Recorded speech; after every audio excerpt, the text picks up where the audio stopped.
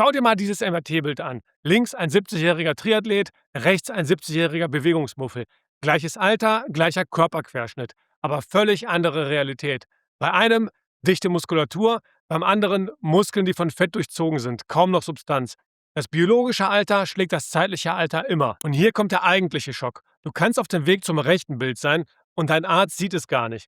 Mir selbst hat mein Arzt Statine empfohlen, bei einem LDL von 178, HDL von 82 und Triglyceriden von 45. Körperfett unter 12%. Das ist kein Einzelfall, das ist System. Dein Arzt misst seltenst dein VO2 Max, dein Nüchterninsulin oder einfach deine Griffkraft. Ich habe die Forschung von Dr. Peter Attia, Dr. Gabriel Lyon, Dr. Ben Bigman, Dr. David Unwin und anderer Fachleute analysiert. Dieses Video zeigt dir, auf welche Werte es wirklich ankommt, damit du gesund und kraftvoll alt wirst, statt in den letzten Jahrzehnten nur noch dahin zu vegetieren, wie es leider die meisten tun.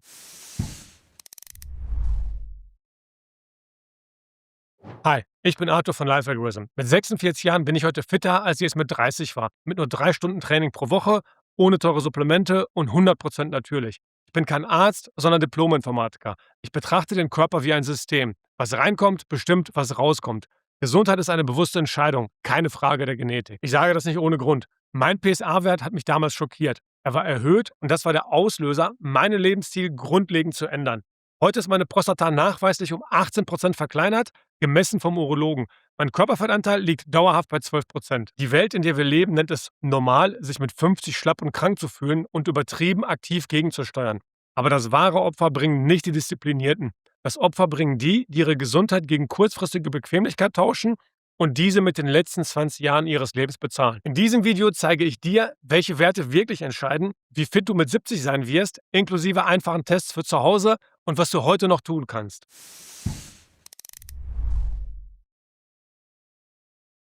Was entscheidet, auf welchem der beiden MRT-Bilder du landest? Es ist nicht dein Geburtstagsdatum. Was dein Körper wirklich wird, das entscheidet sich auf Zellebene, jeden Tag durch deine Entscheidung. 2 zelluläre Schalter steuern diesen Unterschied, AMPK und mTOR. Stell dir das wie eine Wippe vor. Wenn AMPK oben ist, durch Bewegung oder Nahrungspause, reinigt und repariert dein Körper sich selbst. Dieser Prozess heißt Autophagie. Wenn mTOR dauerhaft oben bleibt, durch chronisch erhöhtes Insulin, blockiert der Körper diese Reinigung. Dein Körper baut auf, aber er müllt sich zeitgleich zu. Forscher haben gezeigt, dass AMPK den mTOR-Signalweg direkt hemmt und dadurch Autophagie aktiviert.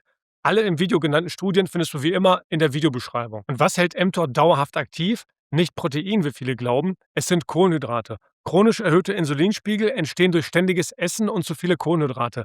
Genau das, was die Deutsche Gesellschaft für Ernährung seit Jahrzehnten empfiehlt. Die Empfehlungen lauten mindestens 50% Kohlenhydrate, viele kleine Mahlzeiten und auch schädliche Öle wie Rapsöl. Das ist kein Ernährungskonzept, das ist ein Rezept für Übergewicht, beschleunigtes Altern und Zivilisationskrankheiten. Falls du solchen Empfehlungen bisher gefolgt bist und langsam wach wirst, dann abonniere jetzt kostenlos den Kanal, damit du solche Inhalte nicht mehr verpasst und teile gerne das Video mit jemandem, dem du Stärke im Alter gönnst. Die entscheidende Frage ist nicht, wie alt du wirst. Die Frage ist, wie lange bleibst du gesund? Gesundheitsspanne statt Lebenszeit. Wir werden zwar immer älter, aber viele dieser zusätzlichen Jahre sind Jahre des Dahinvegetierens. Dr. Peter Attia nennt das die Marginal Decade, das letzte Lebensjahrzehnt. Willst du deine letzten 10 Jahre im Krankenbett verbringen oder auf dem Fahrrad? Diese Entscheidung triffst du nicht mit 70, du triffst sie heute.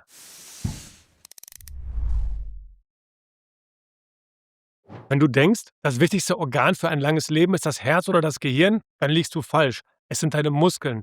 Dr. Gabriel Lyon, eine der führenden Forscherinnen auf diesem Gebiet, sagt es ganz klar. Ich denke, der Prozentsatz an Muskelfett ist relevanter als der Prozentsatz an Körperfett. Es ist der Prozentsatz an intramuskulärem Fettgewebe. Und wenn wir das erst einmal gut beherrschen, spielt der Rest keine Rolle mehr. Oder doch? Und hier ist der Grund, warum es wichtig ist. Egal, ob sich Ihr Körperfettanteil oder Ihre Muskelmasse verändert, Sie können Ihr intramuskuläres Fettgewebe durch Training verringern. Egal, ob Sie eine körperliche Veränderung durchmachen oder nicht, der simple Akt der Muskelkontraktion und der damit verbundene Energiebedarf nutzen das als Brennstoff. Und warum ist das wichtig? Es ist wichtig, weil wir uns so sehr auf das Äußere konzentrieren. Muskeln aufbauen, Körperfett verlieren. Doch wenn wir erkennen, dass die Skelettmuskulatur das Organ der Langlebigkeit ist und zugleich unser größtes Organ ist, und Nicht dein Gesamtkörperfettanteil entscheidet, es ist das Fett im Muskel selbst, die sogenannte Myosteatosis. Schau nochmal auf das MRT-Bild. Das ist kein Körperfettproblem, das ist ein Muskelproblem. Muskeln sind nicht einfach nur ein Bewegungsorgan. Sie sind endokrin aktiv. Sie produzieren Hormone und Botenstoffe wie Irisin und Galanin, die mit deinem gesamten Körper kommunizieren.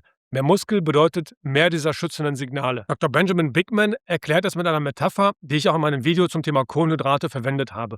Der Muskel ist wie ein Koffer. Wenn du ihn nicht leerst, durch Bewegung, durch Sport, kannst du nichts Neues hineinstecken. Glucose aus dem Blut hat keinen Platz mehr.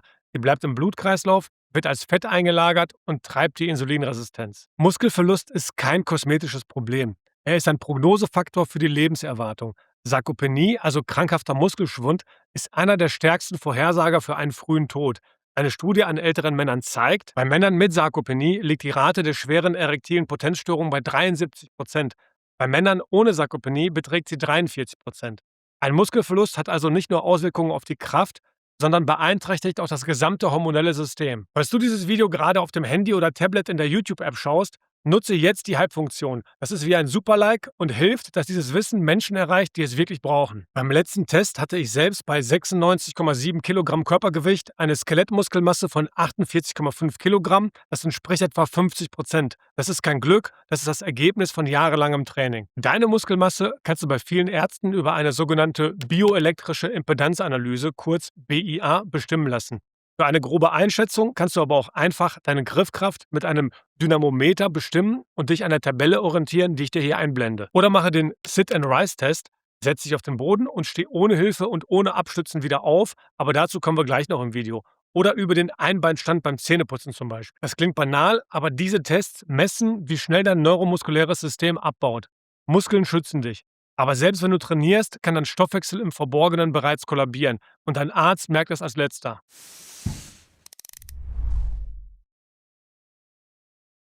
Insulinresistenz ist die häufigste Stoffwechselstörung der westlichen Welt und die meisten Menschen wissen nicht, dass sie betroffen sind. Ein Drittel aller Menschen mit Typ-2-Diabetes weltweit hat keine Diagnose. Keiner hat ihnen die richtigen Fragen gestellt. Meine Schätzung ist, dass mindestens 50% der Menschen in Deutschland insulinresistent sind. Und was misst dein Arzt beim Standard-Check-up? Das kleine Blutbild zeigt dir Blutkörperchen und Hämoglobin. Gut für die Diagnose von Anämie und Infektionen.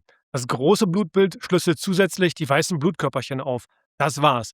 Kein Nüchterninsulin, kein HbA1c, keine Triglyceride und auch kein Triglycerid zu HDL-Verhältnis. Kein HOMA-IR-Index. Du gehst zum Arzt, bekommst grünes Licht und die wirklich entscheidenden Stoffwechselwerte hat niemand angeschaut. Das sind aber genau die Werte, die zeigen, ob dein Körper bereits auf dem Weg in die Insulinresistenz ist, Jahre bevor der Blutzucker auffällig wird. Eine Meta-Analyse zeigt, dass HOMA-IR ein stärkerer Prädiktor für Herzerkrankungen ist als der nüchterne Blutzucker allein.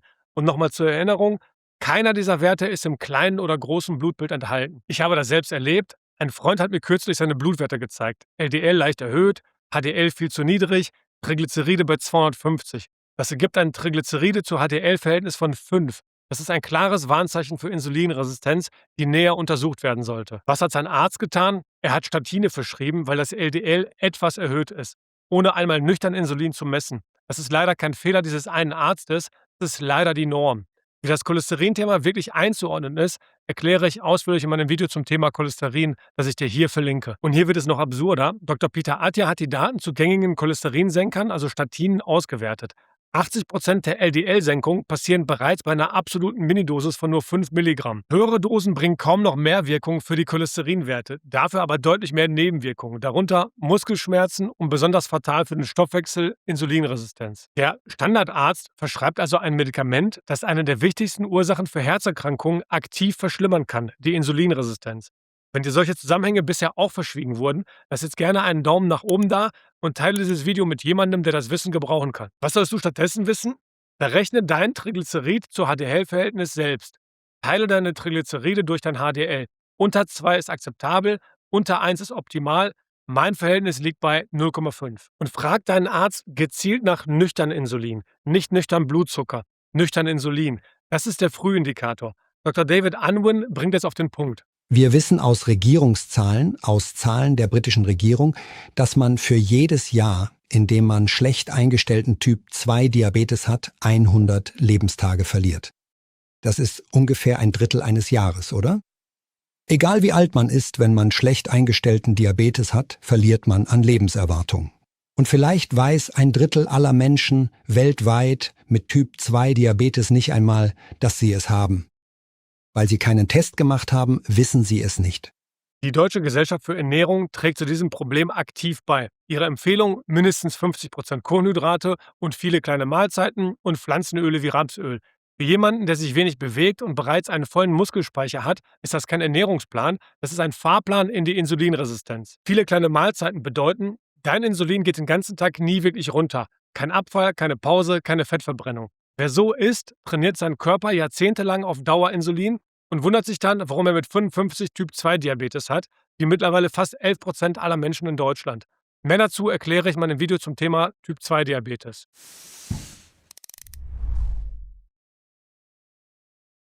Es gibt einen Wert, der stärker mit deiner Lebenserwartung korreliert als Cholesterin, Blutdruck oder Blutzucker zusammen. Er heißt VO2 Max und dein Arzt misst ihn nie.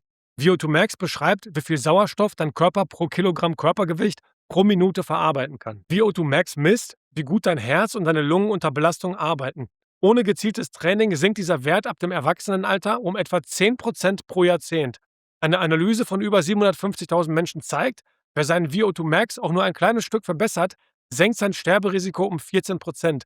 Und das gilt in jedem Alter, für Männer und Frauen gleichermaßen. Dr. Peter Attia beschreibt eine sogenannte Frailty Line, eine Gebrechlichkeitsgrenze. Für Männer liegt sie bei einem VO2 Max-Wert von 18, für Frauen bei 15. Wer diesen Wert unterschreitet, hat nicht mehr die physische Kapazität, ohne Hilfe aus einem Stuhl aufzustehen. Das ist keine abstrakte Zahl, das ist die Grenze zwischen einem selbstständigen Leben und dem Pflegeheim. Wo du gerade stehst, zeigt dir die Tabelle, die ich jetzt gerade einblende, mit den Referenzwerten für Männer und Frauen nach Altersgruppe. Ich habe mit 46 Jahren einen VO2 Max-Wert von 44 gemessen. Einstufung exzellent nach ACSM oder gute Leistungsfähigkeit nach AHA. Das ist kein Zufall, sondern das Ergebnis aus konstantem Krafttraining, Wakeboarden und Basketball. Und wie trainierst du deinen VO2 Max? Nicht mit langem, gemütlichem Joggen. Intervalle sind der effektivste Weg. Dr. Peter Attia empfiehlt 4x4 Minuten oder 3 bis 4x8 Minuten intensive Belastung, gesteuert durch die empfundene Anstrengung, nicht rein durch die Herzfrequenz. 3-mal pro Woche reicht. Jetzt eine Quizfrage, um zu checken, ob du gut aufgepasst hast. Welcher VO2 Max-Wert gilt für einen Mann zwischen 40 und 90 Jahren als gut? A. 20 bis 30, B. 31 bis 37, C. 38 bis 44 oder D. 45 bis 50. Besonders für Frauen gilt, ein hoher VO2 Max schützt nicht nur das Herz, er schützt auch die Knochen. 70% aller Hüftfrakturen passieren bei Frauen und eine gebrochene Hüfte ist kein Bagatell. Bei älteren Patienten liegt das Sterberisiko im ersten Jahr danach bei bis zu 30%. Osteoporose ist keine Alterserscheinung, sie ist die Konsequenz aus jahrzehntelangem Bewegungsmangel und vollständig vermeidbar, wenn man rechtzeitig damit anfängt, dagegen zu halten.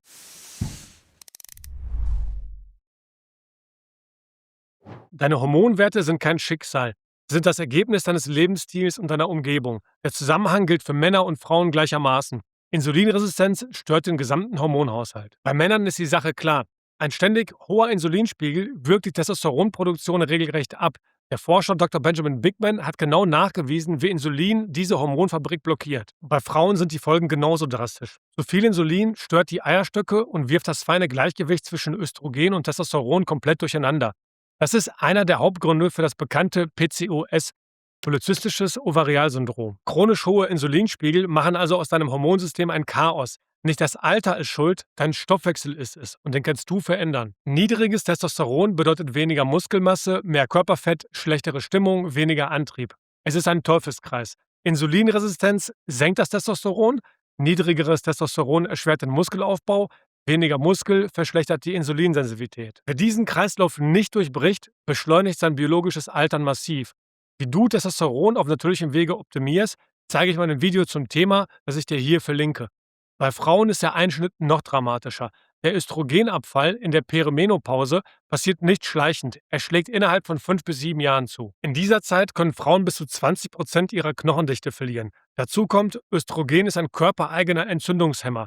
Fällt er weg, reagieren Gelenke plötzlich mit Entzündung. Eine steife Schulter, die sich kaum noch heben lässt, Knieschmerzen aus dem Nichts, Erschöpfung, das ist kein Zufall, das ist Biochemie. Krafttraining und gezieltes Intervalltraining können diesen Absturz abfedern, aber nur, wenn man rechtzeitig damit anfängt. Und dann gibt es noch die Bedrohung von außen. Xenoöstrogene, hormonaktive Substanzen aus Plastik und konventioneller Körperpflege, stören den Hormonspiegel aktiv. Bei Männern drücken sie Testosteron, bei Frauen verstärken sie hormonelle Dysbalancen. Die Kosmetikindustrie füllt Duschgels, Shampoos und Deos mit diesen Substanzen. Und niemand liest die Inhaltsstoffe. In meinem Drogerie-Einkaufsguide, den ich dir hier verlinke, zeige ich dir konkret, welche Produkte sauber sind und welche du meiden solltest. Da wir gerade beim Thema sind, ich nutze für die Körperpflege nur noch Produkte von Skinbro. Die feste Seife Originals und das Deodorant Originals, die beide komplett ohne hormonaktive Chemikalien auskommen. Für alle, die nicht wie ich seit 30 Jahren freiwillig eine Glatze tragen, gibt es auch das feste Shampoo von Skinbro. Alle Skinbro-Produkte haben durchweg unbedenkliche Inhaltsstoffe, die nicht in den Hormonhaushalt eingreifen. Genau das Thema, über das wir gerade gesprochen haben. Dass du das ausprobieren möchtest, schau gerne auf lifealgorithm.de unter Top 3 Produkte, Körperpflege, Deodorant, Shampoo oder Duschgel. Dort findest du meine Empfehlungen für die 3 Kategorien, wobei Skinbro bei allen 3 an erster Stelle steht. Über meinen Link auf der Seite bekommst du automatisch 15% Rabatt auf die Erstbestellung.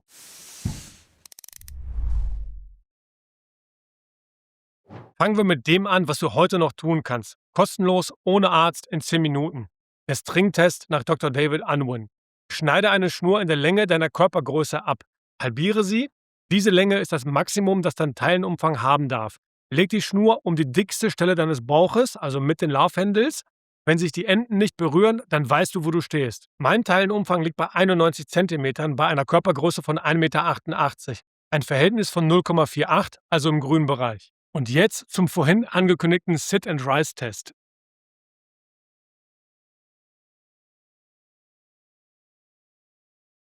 Wie gerade vorgemacht, setz dich auf den Boden und steh ohne Hilfe der Hände oder Knie wieder auf. Jede Körperstelle, auf die du dich stützt, kostet 1 Punkt von 10. Unter 8 Punkten ist ein Warnsignal. Schreib mal in die Kommentare, wie viele Punkte du erreicht hast. Und jetzt der Einbeinstand. Mit geschlossenen Augen am besten. Steh auf einem Bein, Augen zu, 10 Sekunden sind ein gutes Minimum. Diese neuromuskulären Pfade bauen schnell ab und lassen sich genauso schnell wieder aufbauen. Dann deinen VO2 Max-Wert bestimmen. Deine Smartwatch macht das automatisch. Garmin oder Apple Watch liefern gute Schätzwerte. Wer es klassisch mag, beim Cooper-Test läufst du 12 Minuten so weit wie möglich. Die zurückgelegte Distanz in Metern, minus 505, geteilt durch 45, das ergibt deinen ungefähren VO2 Max-Wert. Zur Erinnerung, schau mal auf die Tabelle, die ich dir jetzt einblende. Sie zeigt die VO2 Max-Referenzwerte für Männer und Frauen. Egal ob gut oder schlecht, die nächste Ebene ist das Blut. Denn auch wer sich fit fühlt, kann im Verborgenen bereits Probleme entwickeln, die kein kleines oder großes Blutbild zeigt. Frag beim Arzt gezielt nach den folgenden Werten. Dein Arzt wird sie dir im Normalfall nicht von sich aus anbieten. Erstens nüchtern Insulin und nicht Blutzucker und HOMA-IR, der Frühindikator für Insulinresistenz. Zweitens HbA1c, der Langzeitblutzuckerwert. Drittens Triglyceride und das HDL-Cholesterin und dann das Triglyceride zu HDL-Verhältnis. Kannst du aus dem Standard-Lipidprofil selbst berechnen. Viertens ApoB und LPA einmalig messen, sind beide kausal mit Herzerkrankungen verknüpft. Fünftens Hormonspiegel, Testosteron bei Männern, Östrogen und Progesteron bei Frauen. Und sechstens Omega-3-Index. Und hier muss ich ehrlich sein, ich esse regelmäßig Fisch und achte auf gute Qualität, auch beim Fleisch. Ich verwende kein Sonnenblumenöl und esse keine hochverarbeiteten Produkte. Trotzdem lag mein Omega-6 zu Omega-3-Verhältnis bei der letzten Messung bei 12:1. Optimal wäre unter 3:1. Mein LC-Omega-3-Index lag bei 5,28. Optimal wäre über 8. Das zeigt, man kann nicht davon ausgehen, dass die Ernährung alleine ausreicht. Und genau das ist der Punkt. Selbsttests zeigen dir die Richtung, Blutwerte zeigen dir die Tiefe. Beides zusammen gibt dir ein vollständiges Bild und die Grundlage, um wirklich etwas zu verändern. Was ich mittlerweile selbst supplementiere, nicht als Wunderlösung, sondern weil die Realität es einfach verlangt. Omega-3, wenn mein Index trotz Fischkonsum zu niedrig war. D3 und K2, weil mein letzter Wert trotz Supplementierung und regelmäßiger Sonnenexposition bei nur 53 Nanogramm pro Milliliter lag. Ohne gezielte Supplementierung ist ein optimaler D3-Spiegel für die meisten Menschen schlichtweg nicht erreichbar. Dann nehme ich noch mittlerweile zusätzlich zur guten Ernährung dennoch Kollagen, da ich über die Nahrung scheinbar nicht genug bekomme und es mir subjektiv empfunden bei der Regeneration hilft. Meine konkreten Empfehlungen für unterschiedliche Supplemente findest du auf lifealgorithm.de unter Top 3 Produkte und dann Basissupplemente. Mein ausführliches Video zum Thema Supplemente, das ich dir hier verlinke, erklärt, warum die meisten Supplemente Geldverschwendung sind und welche 5 wirklich einen Unterschied machen.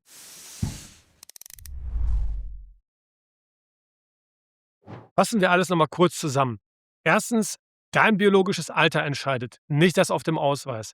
Chronisch erhöhtes Insulin durch falsche Ernährung und zu wenig Bewegung beschleunigen das Altern auf Zellebene. Zweitens, Muskeln sind dein wichtigstes Langlebigkeitsorgan. Nicht das Herz, nicht das Gehirn. Verlierst du Muskeln, leidet dein Stoffwechsel, deine Hormone und deine Lebensqualität. Und drittens, Insulinresistenz entwickelt sich über Jahrzehnte im Verborgenen. Fordere bei deinem Arzt nüchtern Insulin ein. Berechne dein Triglycerid zu HDL-Verhältnis. Mach den Schnurtest um deine Taille. Heute, nicht irgendwann. Und viertens, VO2 Max ist der stärkste Einzelprädiktor für deine Lebenserwartung. Intervalltraining 3-mal pro Woche verändert diesen Wert nachweislich. Erst bestimmen, danach handeln, in jedem Alter. Fünftens, deine Hormone werden von innen und von außen angegriffen. Durch Insulinresistenz von innen und durch Xenoöstrogene in Plastik und Körperpflege von außen. Beides lässt sich aktiv reduzieren. Und sechstens, das System wird dich leider nicht retten. Dein Arzt misst die falschen Werte, die DGE empfiehlt das falsche Essen. Du musst die richtigen Fragen stellen, und zwar jetzt, nicht mit 65 und Typ-2-Diabetes. Denk dran, wie ich immer sage, Gesundheit ist eine bewusste Entscheidung und die Entscheidung triffst du täglich. Unglaublich, aber 55% der Menschen, die dieses Video gerade schauen, haben den Kanal noch nicht abonniert.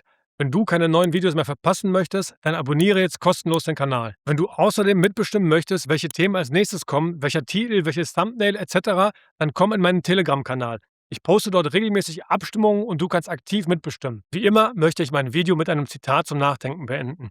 Die erste Wohltat ist die Gesundheit, die zweite die Schönheit, die dritte der Reichtum. Platon. Bleib kritisch, bleib gesund und fang an. Peace out.